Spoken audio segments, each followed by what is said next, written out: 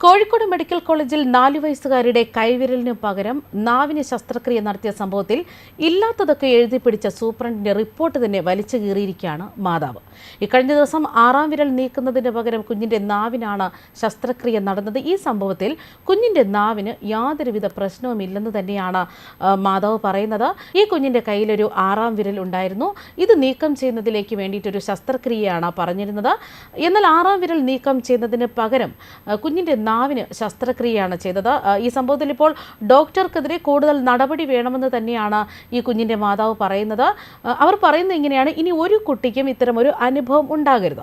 എന്നാൽ ആശുപത്രി superintendent പ്രിൻസിപ്പലിന് report കൈമാറിയിരിക്കുന്നത് ഇങ്ങനെയാണ്: കുട്ടിയുടെ നാവിന് പ്രശ്നങ്ങൾ കണ്ടു എങ്കിൽ തന്നെയും അത് ശസ്ത്രക്രിയയ്ക്ക് മുന്നേ വാക്കാലെങ്കിലും ബന്ധുക്കളെ അറിയിക്കണമെന്നായിരുന്നുവെന്നും അത് ഡോക്ടറുടെ ഭാഗത്തു നിന്നുണ്ടായില്ലെന്നും അത് ഗുരുതര വീഴ്ചയാണെന്നും സൂപ്രണ്ട് റിപ്പോർട്ടിൽ പറയുന്നു.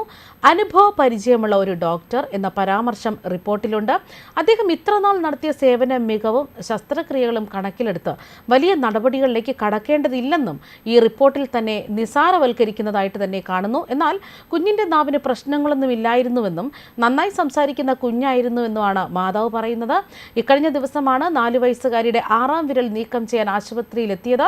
ശസ്ത്രക്രിയയ്ക്ക് പിന്നാലെ കുഞ്ഞിനെ പുറത്തിറക്കിയപ്പോഴാണ് കുഞ്ഞിന്റെ വായിൽ പഞ്ഞിയുള്ള വിവരം വീട്ടുകാർ കാണുന്നത്. തുടർന്ന് കയ്യിൽ 6ാം വിരൽ ഉള്ളതായും കണ്ടെത്തി. തുടർന്ന് നടത്തിയ പരിശോധനയിൽ കുഞ്ഞിന്റെ നാവിന് ശസ്ത്രക്രിയ നടത്തിയതായിട്ട് കണ്ടെത്തുകയായിരുന്നു. ശസ്ത്രക്രിയ ചെയ്ത ഡോക്ടർ ബിജോൺ ജോൺസണെതിരെ പോലീസ് കേസെടുത്തിരിക്കുകയാണ്. ഡോക്ടർ നിലവിൽ സസ്പെൻഷനിലാണ് എന്ന വിവരങ്ങളാണ് പുറത്തുവരുന്നത്. ചെറുവണ്ണൂർ മധുര ബസാർ സ്വദേശിനിയായ 4 വയസ്സുകാരിക്കാണ് ഇങ്ങനൊരു ദുരനുഭവം.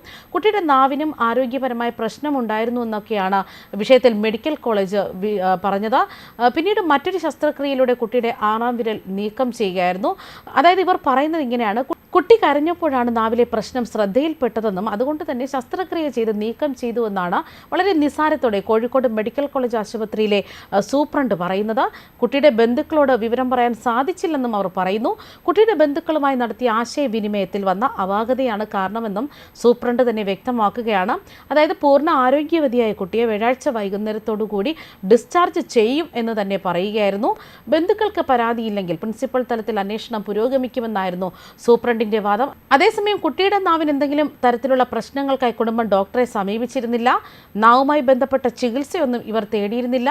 ശസ്ത്രക്രിയ മാറിപ്പോയതിൽ ഡോക്ടർ തങ്ങളോട് മാപ്പ് പറഞ്ഞു എന്നാണ് ഈ കുട്ടിയുടെ കുടുംബം പറയുന്നത്.